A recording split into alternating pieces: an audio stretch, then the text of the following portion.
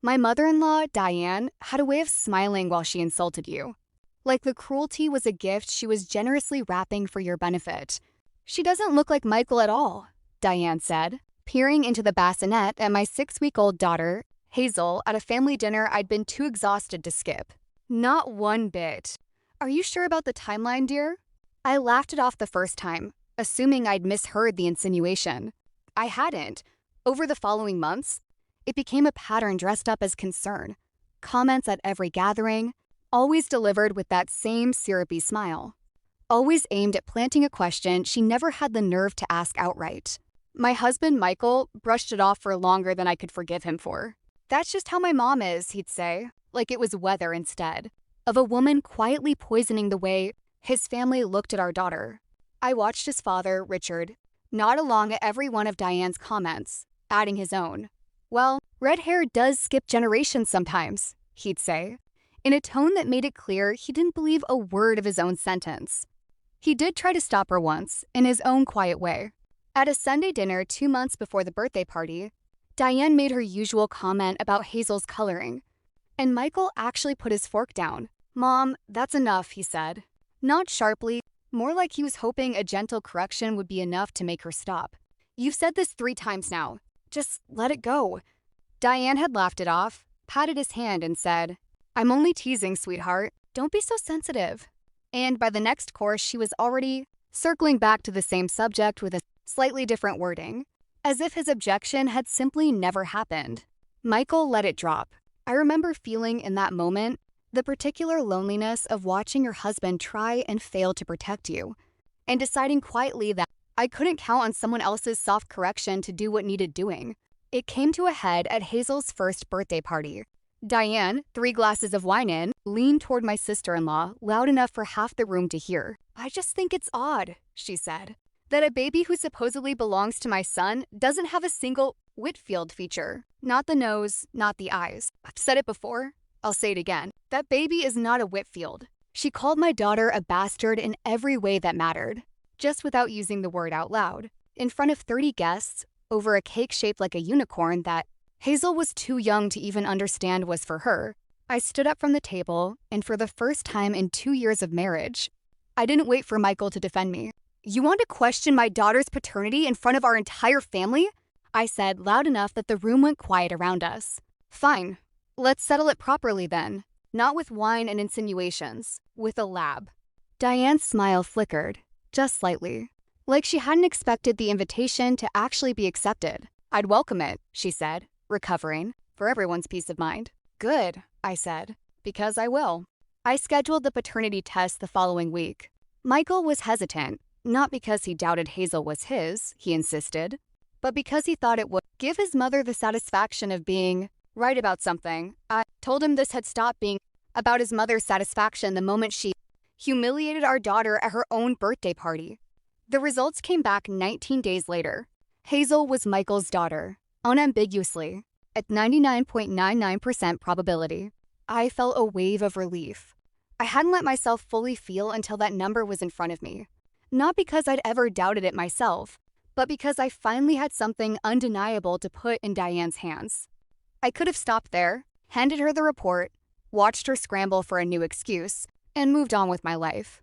But Michael, still stinging from his mother's campaign against our daughter, wanted something more permanent than a paternity report to end the conversation for good. A coworker had mentioned uploading her own DNA to one of the big consumer genealogy databases and finding cousins she never knew existed. Michael decided, half out of curiosity and half out of spite, to do the same. Mostly, he told me, so he'd have an ironclad family tree. Ready the next time his mother questioned anyone's bloodline again. He mailed off the kit himself and didn't think much of it for 6 weeks.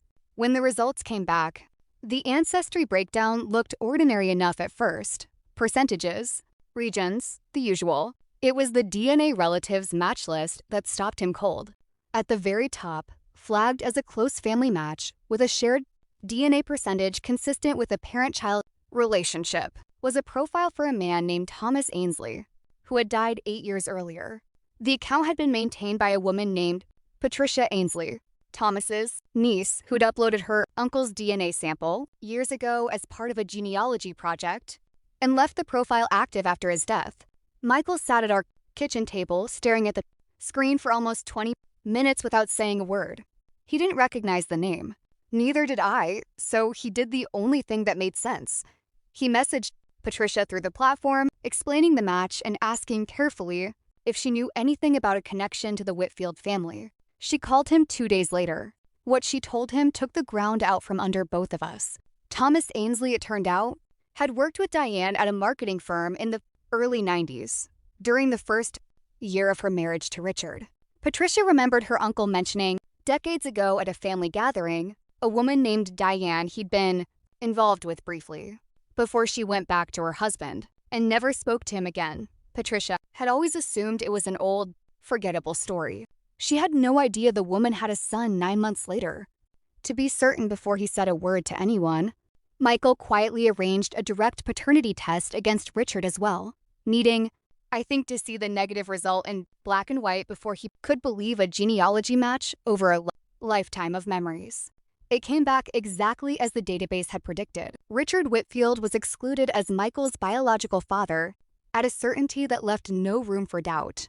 The woman who had spent a year humiliating my daughter over a resemblance she imagined wasn't there had been hiding for 34 years. The fact that her own son didn't share a single drop of Whitfield blood either. Michael didn't confront his mother right away. He needed time to process what it meant. For a childhood he'd built his entire identity around, a father who'd raised him, loved him imperfectly but genuinely, and who, it turned out, wasn't biologically his father at all. I watched him grieve something he hadn't lost yet, because the loss had actually happened before he was even born. He'd simply never been told. When he finally sat his parents down 3 weeks later, he brought both reports with him, Hazel's, proving without question that she was his daughter, and his own, proving without question that Richard Whitfield had spent 34 years raising a son who wasn't his. Diane's face went the color of old paper when she saw the second report. Richard read it twice, his hands visibly shaking on the second pass.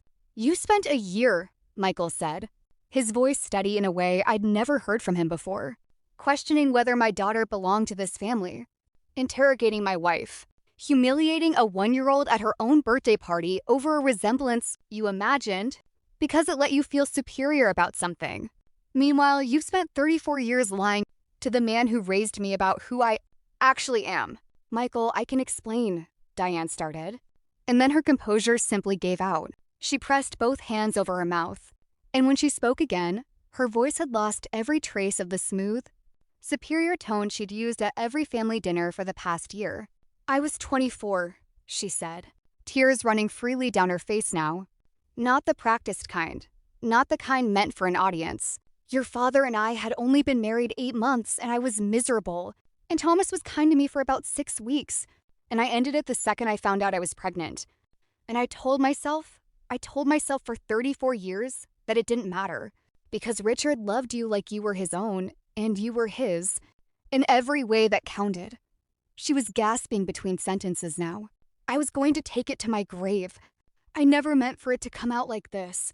Please, Michael, please. I'm still your mother." "That never changed. That will never change. You don't get to explain," Michael said. And I watched him hold his voice steady, even as his own eyes filled. "Not after what you did to Hazel. You don't get to question a baby's legitimacy in front of 30 people and then beg for grace the moment your own secret comes out. You spent a year making my daughter answer for something she didn't do. You spent 34 years making sure nobody ever made you answer for something you did." Diane sank into a chair, her whole body folding in on itself. And for the first time in 2 years, I saw something in her that wasn't performance, just an old woman finally facing the size of what she'd buried. "I'm so sorry," she kept saying, to no one in particular, to the room, to a husband who wouldn't look at her. "I'm so sorry. I'm so sorry." It didn't undo a single thing she'd done. I watched Michael watch his mother cry, and I understood in that moment that some apologies arrive so late, they don't land as remorse anymore. They just land as the sound of something finally breaking that should have broken 34 years earlier. Richard didn't say a word to his wife. He stood, folded the paper carefully, and walked out of the house without looking at her. I found out later he stayed in a hotel for 2 weeks before quietly filing for divorce. Not out of anger at discovering Michael wasn't his biologically, he told Michael later, but because the affair itself had never been the unforgivable part. The 3 decades of lying while he built an entire family on top of it was. Diane tried over the following months to rebuild some version of the relationship she'd damaged. She showed up at our door twice with gifts for Hazel that I sent back unopened. She left voicemails explaining that she'd just been protective of the family name. A family name, as it turned out, that had never legally belonged to her own son in the way she'd spent decades pretending it did. Michael kept his relationship with Richard. That part mattered to both of us. Richard hadn't done anything except love a son for 34 years without knowing the truth. And Michael wasn't going to let his mother's decision cost him a father twice. Diane, though, lost almost everything that mattered to her in that fight. Her marriage, her son's trust, and the one thing she'd been so desperate to protect, the purity of the Whitfield bloodline. She'd humiliated my daughter over, turned out to have been broken by her own hand 3 decades before Hazel was ever born. I think about that birthday party sometimes. The cake shaped like a unicorn. Diane's wine-loosened voice insisting my daughter didn't belong in her family. I think about how certain she was that the bloodline she was defending was worth defending it all. She spent a year interrogating a 1-year-old's right to belong. All it took was one email from a stranger's niece to prove that the bloodline she'd guarded so fiercely had been built on a secret, and that the only bastard in that family tree had never been my daughter. It had been the silence Diane carried for 34 years, dressed up in someone else's name.